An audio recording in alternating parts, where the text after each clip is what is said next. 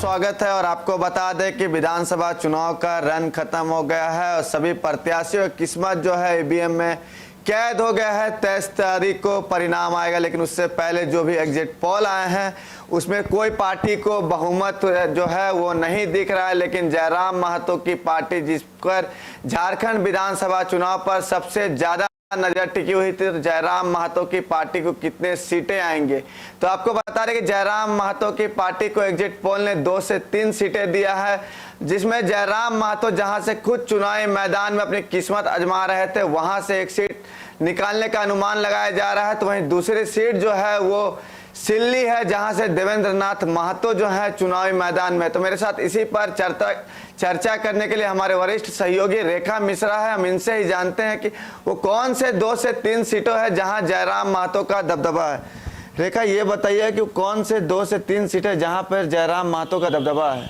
बिल्कुल, 2 से 3 सीटों की बात आपने कही कि वो कौन सी 2 से 3 सीटें हैं जहां पे जयराम महतो का दबदबा है। लेकिन जयराम महतो ने खुद जिस विधानसभा सीट से चुनाव लड़ा है, एक बार रत्नेश मैं दर्शकों को उस सीट के वोटिंग परसेंटेज बताना चाहूँगी।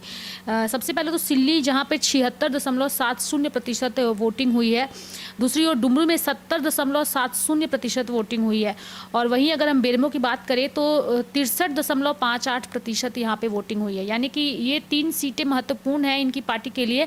लेकिन कुछ जो वोट शेयर जो बताया गया है कि जयराम महतो की पार्टी को 14% वोट शेयर मिला है।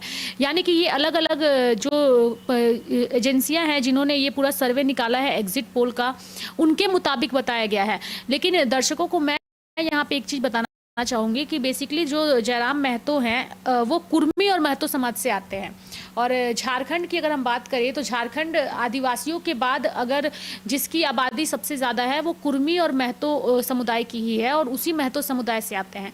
यानी कि अगर इस पूरे विधानसभा चुनाव में 72 सीटों पर इन्होंने अपने 73 सीटों पर इन्होंने अपने कैंडिडेट दिए हैं रत्नेश। तो 73 सीटों पर अगर इनके कैंडिडेट हैं तो आधे से अधिक सीटों पर इन्होंने बीजेपी और आजसू का जो है वो नुकसान पहुंचाने की कोशिश की है। कुछ जो है एग्जिट पोल के मुताबिक 6 से 7 सीटों पर इनका दबदबा रहेगा।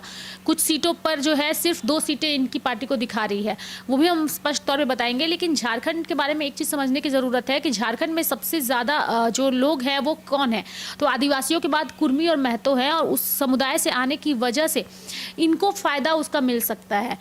30 से 40 ऐसी सीटें हैं जहां पर इन्होंने पूरी तरीके से बीजेपी और आजसू को नुकसान पहुंचाया है, और इसके अलावा अन्य सीटों पर इन्होंने जेएमएम को भी नुकसान पहुंचाया है।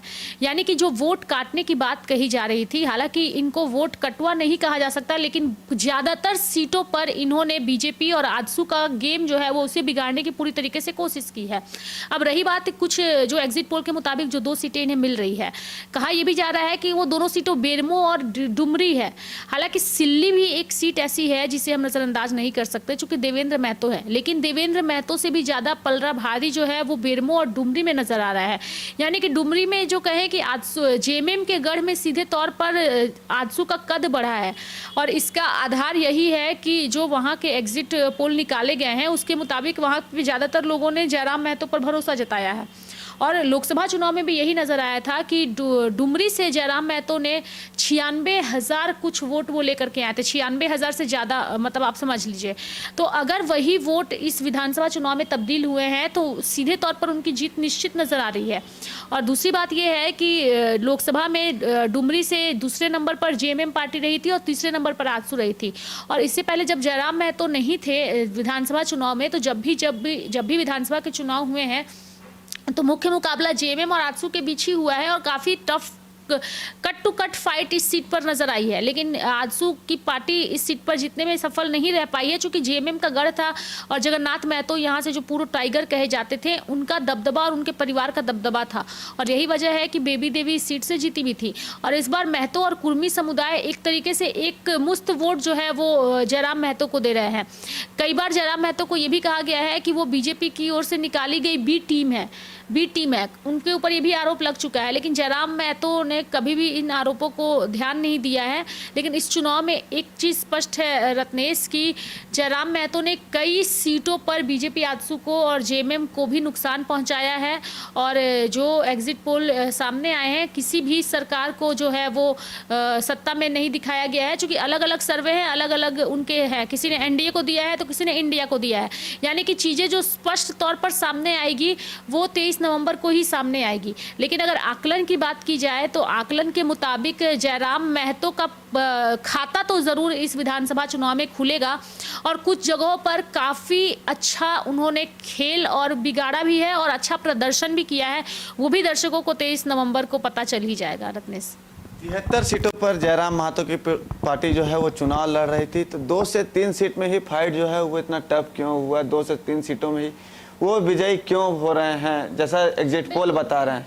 बाकी सीटों में कहां पर चूक हो गई जयराम महतो से? क्योंकि उनकी सभाएं में जिस तरह से भीड़ उमड़ती थी तो लग रहा था कहीं ना कहीं इसमें सत्ता परिवर्तन होगी। बिल्कुल आपका सवाल सही है। यहाँ पे सिंपल चीज़ यही है कि चुनाव से पहले ही इनकी पार्टी के अंदर टूट शुरू होने लगी। कई नेता नॉमिनेशन करने के बाद उन्होंने पार्टी का साथ छोड़ दिया। पार्टी के अंदर टिकट बंटवारे को लेकर के भी काफ़ी सारे सवाल उठे। जयराम महतो पर भी कई सारे आरोप लगाए गए। गोमिया में भी आपने देखा कि गोमिया में एक कैंडिडेट को नाम अनाउंसमेंट के बाद फिर पूजा महतो को वहाँ से पार्टी ने चुनावी मैदान में उतार दिया। इसको लेके भी कई सारे सोशल मीडिया पर मीम्स बनाए जाने लगे, कई सारे फोटोज़ वायरल होने लगे। तो इसकी वजह से एक छवि भी खराब हुई।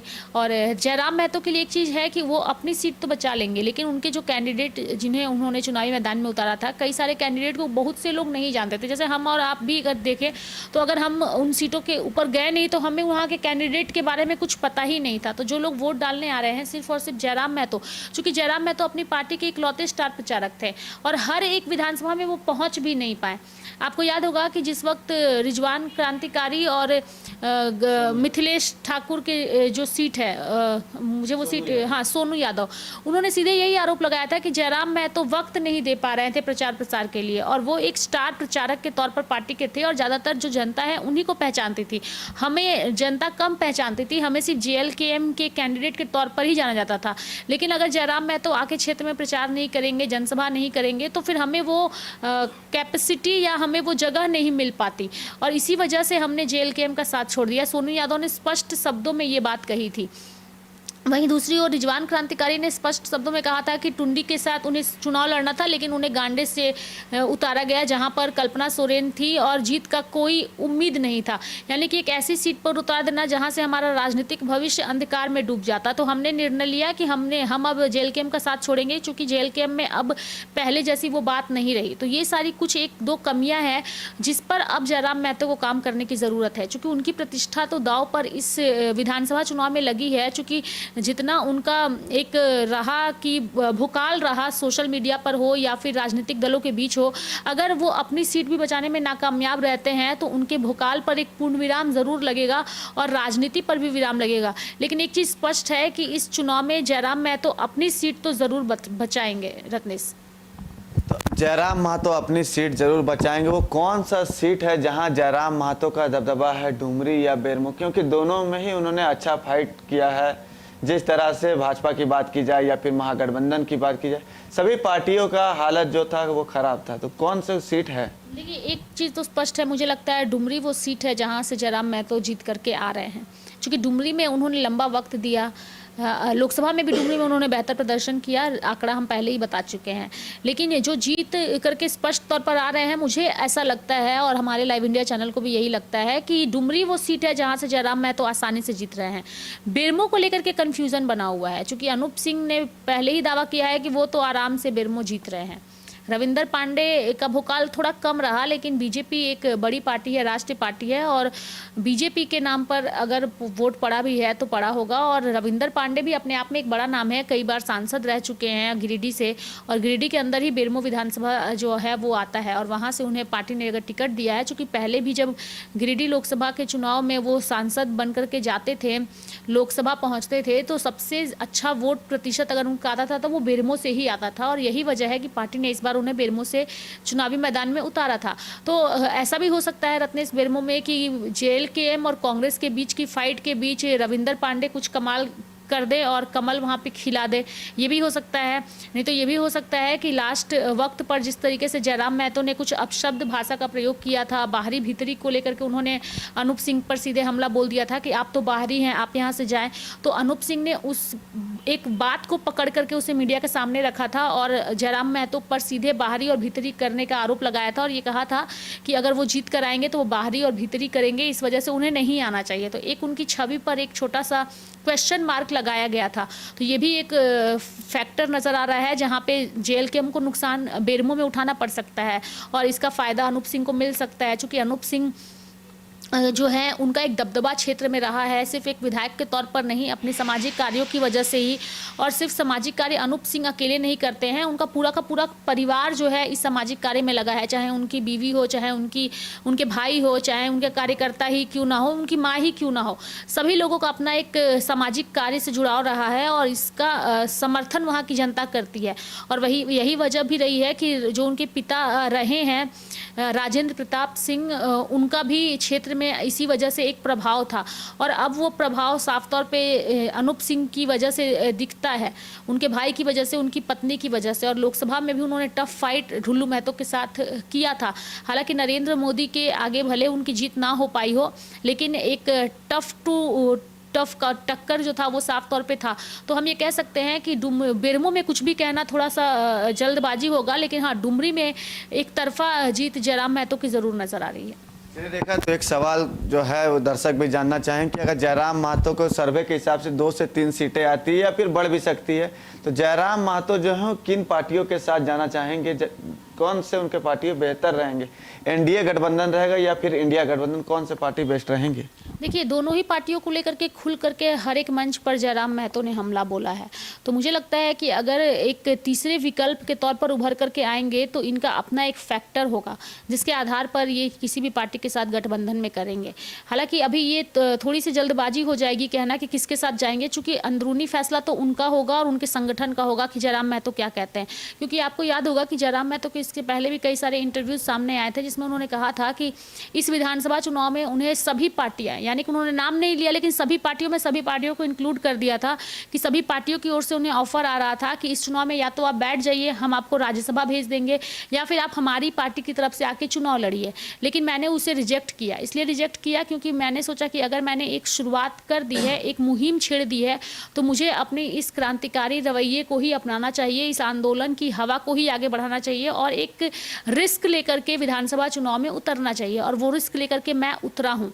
तो अभी जयराम महतो किसके साथ जाएंगे और नहीं जाएंगे, इस पर मुझे लगता है कुछ भी कहना सही नहीं होगा, क्योंकि ये पार्टी का अंदरूनी ही फैसला होगा। क्योंकि अभी वो जीते भी नहीं है, जीत कर आए भी नहीं है, 23 नवंबर को ही ये तय होगा। तो किसके साथ जाएंगे नहीं जाएंगे ये तो वक्त तय करेगा। लेकिन हाँ, राजनीति में हर कोई आना चाहता है, क्योंकि जयराम महतो ने भी जब आंदोलन की शुरुआत की थी, आपको याद होगा कि इन्होंने कहा था कि मैं चुनाव लड़ने के लिए नहीं आया हूँ, मैं छात्रों के मुद्दे को उठाने के लिए आया हूँ। लेकिन फिर अचानक से वो राजनीति में कदम रखते हैं, अपनी पार्टी बनाते हैं। तो राजनीति में कुछ भी हो सकता है। राजनीति में ये कहना है कि एक नेता ने अगर ऐसा कह दिया है तो अब उस पर वो स्टिक रहेंगे, ऐसा नहीं हो सकता। राजनीति संभावनाओं का ही खेल है और राजनीति में एक नेता एक दल से दूसरे दल में आता जाता है, ये भी किसी से छुपा हुआ नहीं है।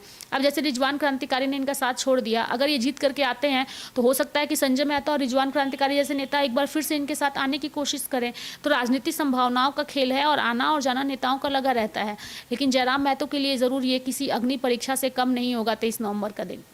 चलिए देखा, तो तमाम जानकारियां देने के लिए बहुत बहुत धन्यवाद। लेकिन आपको बता दें कि जिस तरह से एग्जिट पोल आए हैं उसमें जयराम महतो की पार्टी जेल कैंप को 2 से 3 सीटें मिलने का अनुमान है। लेकिन 2 से 3 सीटें कौन से विधानसभा सीट होगी ये तो 23 नवंबर का उसके लिए इंतजार करना पड़ेगा। लेकिन आकलन जो ये बता रहा है कि जयराम महतो डुमरी से जीत सकते हैं, तो वहीं सिल्ली जो है, सिल्ली विधानसभा जहां से आसू सुप्रीमो सुदेश महतो चुनावी मैदान में है, तो उनको टक्कर देते हुए देवेंद्र नाथ महतो जो है वहां से जीत हासिल कर सकते हैं। हालांकि इसके लिए 23 नवंबर का इंतजार करना होगा। लेकिन जयराम महतो जो है कहीं ना कहीं भारतीय जनता पार्टी को नुकसान पहुंचाए हैं, तो और कुछ सीटों में इंडिया गठबंधन को नुकसान पहुंचा। उनकी पार्टी झारखंड में 73 विधानसभा सीटों पर चुनाव लड़ी है, तो उसका नुकसान जो है महागठबंधन और इंडिया गठबंधन दोनों पार्टियों को नुकसान उठाना पड़ा है।